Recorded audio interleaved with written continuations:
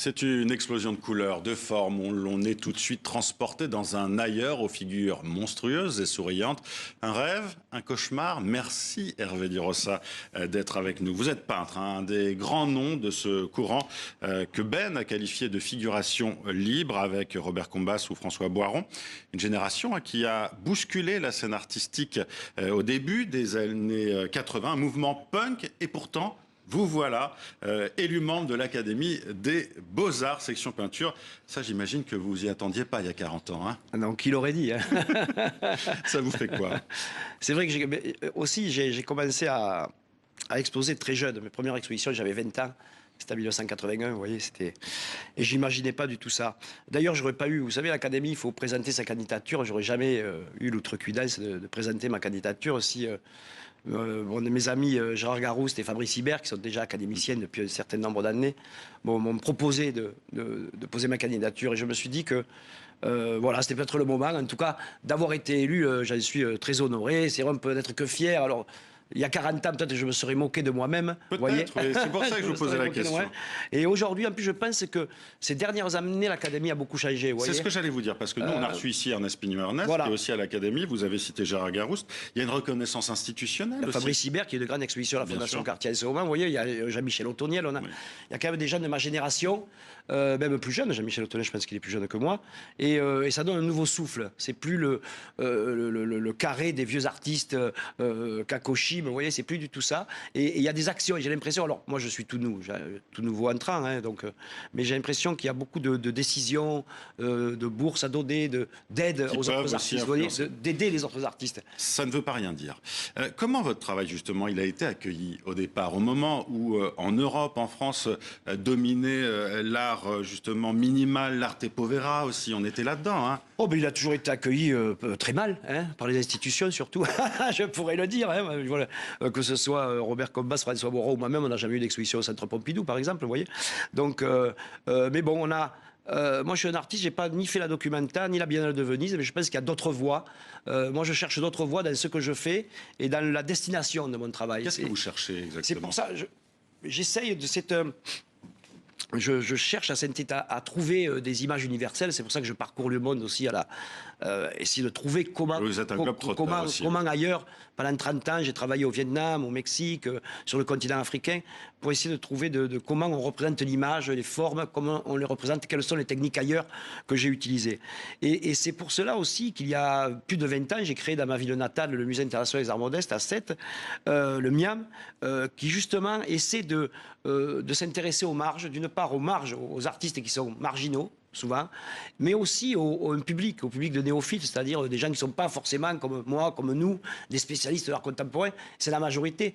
Et je veux que ces gens, que ce public ait accès à la création contemporaine la plus... Parfois on dit que c'est difficile l'art contemporain. Moi je ne pense pas, moi je pense que c'est accessible à tout le monde, quel que soit l'artiste d'ailleurs, vous voyez. Moi alors c'est peut-être plus facile parce qu'il y a des références à des cultures populaires. C'est ce que j'allais dire. Vous avez été très influencé par la bande dessinée, vous vous en cachez pas. Hein. Je suis plus qu'influencé par la bande dessinée. Moi il y a des enfants du rock, moi je suis un enfant de la bande dessinée, vous voyez moi. C'est pas... la bande dessinée est innée dans la structure avec laquelle j'ai commencé à travailler. Vous voyez, c'est comme une technique. J'ai appris la gravure, la lithographie, l'aquarelle, la peinture à l'huile, l'acrylique. Mais la bande dessinée, c'est une de ces techniques. Vous voyez, c'est pas du tout comme mes aînés, comme des artistes comme Liechtenstein ou Hérault, qui eux j'allais vous demander justement si Liechtenstein vous avez un peu ouvert la voie. Pas du tout, parce que les artistes comme eux, que j'aime beaucoup, hein, qui m'ont beaucoup intéressé quand j'étais plus jeune, mais ils citent la bande dessinée comme des éléments extérieurs de leur vie, vous voyez, comme des éléments, des citations. Alors que j'essaie à l'intérieur de la toile de recréer un univers et une narration qui est dans le... qui respecte, qui utilise les structures de la bande dessinée. La bande dessinée aujourd'hui est tellement large, vous voyez. J'ai même fait de l'animation aussi. Ça c'est passionnant aussi, parce que c'est 26 fois 26 minutes, vous voyez. Et ça, quand ça passe, vous voyez, c'est autre chose que les séries que nous voyons. C'est différent.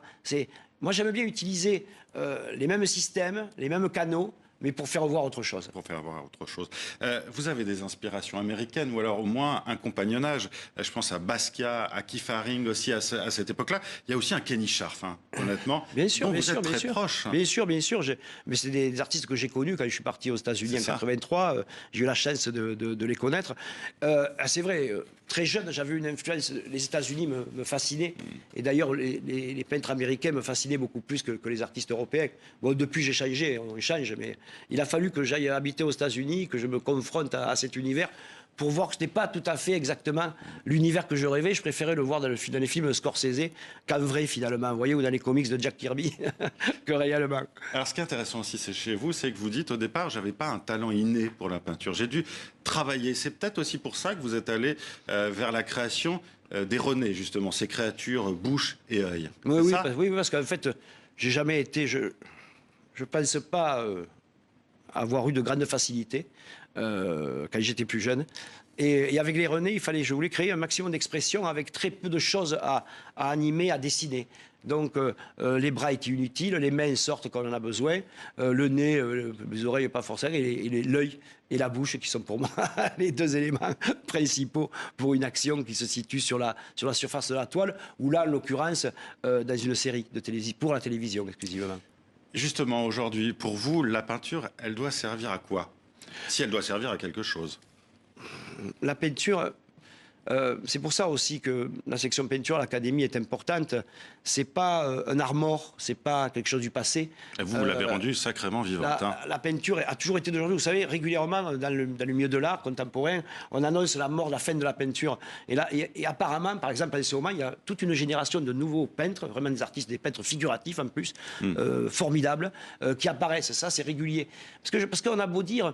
Alors on a inventé, vous voyez, on pensait que la peinture était un art bourgeois dans les années 50, donc on a inventé l'art conceptuel, l'art minimal, puis après la performance, la vidéo, etc. Mais en fait, on s'aperçoit que dans les conventions occidentales, quand n'importe qui, qu'il soit riche ou pauvre, cultivé ou inculte, s'il voit un morceau de toile sur 4 morceaux de bois, c'est une toile tendue sur châssis, c'est une œuvre d'art. Pour quelqu'un d'Occident, en Europe, c'est une œuvre d'art pour qui que ce soit, vous voyez. Et en plus, quand on veut s'exprimer, avoir un morceau de papier, un morceau de toile et quelques peintures, c'est vraiment le médium le plus minimal. Un appareil photo... Pour les enfants, d'ailleurs. Un appareil photo, il faut savoir s'en servir. Une caméra, vous voyez, c'est tout un... Et donc, je pense que c'est indispensable, quoi. La peinture a toujours été indispensable. Avant, une expression de soi, une vision du monde? J'essaie, mais je n'ai pas cette prétention non plus à avoir tout compris. Vous pouvez maintenant, vous êtes à l'Académie des Beaux-Arts. Oui, mais justement, on va essayer de comprendre mieux encore ensemble. Merci Hervé Di Rosa d'avoir été avec nous et je vous dis à bientôt sur notre plateau.